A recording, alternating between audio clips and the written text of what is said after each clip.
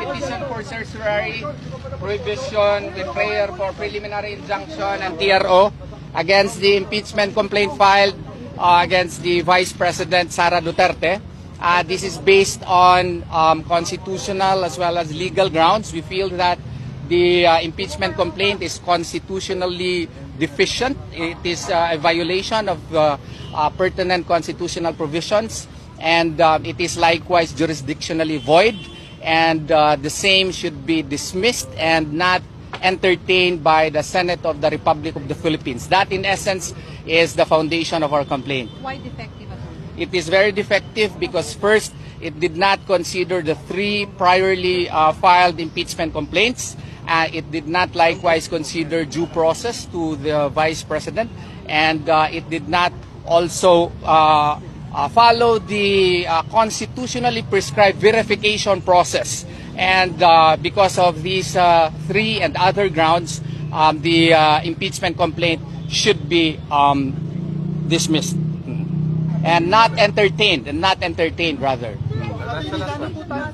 Okay.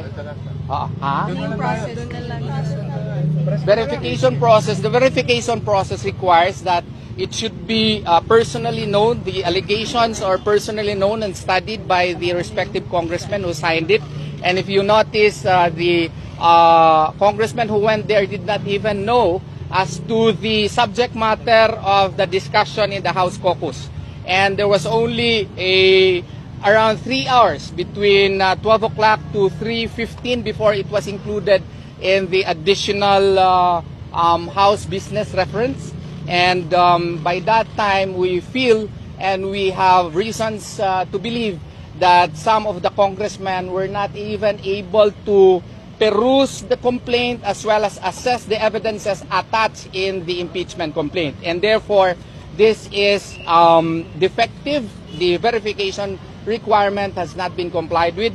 And more importantly, there were 3 priorly filed impeachment complaints and which were not acted upon in the Constitution. Specifically, Article 11, Section 3 thereof mandates that upon receipt of the impeachment complaint, the same should be included in the House in the order of business within 10 session days, and thereafter the Speaker should have referred it to the Committee on Justice within 3 days.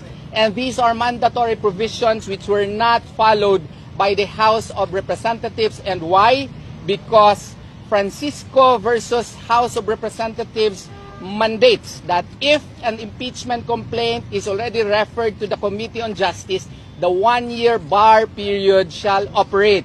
And if the 3 complaints were entertained, included in the order of business within 10 session days, and included within 3 session days in the Committee of Justice, referred to the Committee of Justice, then the 1-year bar rule would have operated, and the 4th impeachment complaint should not have been legally entertained.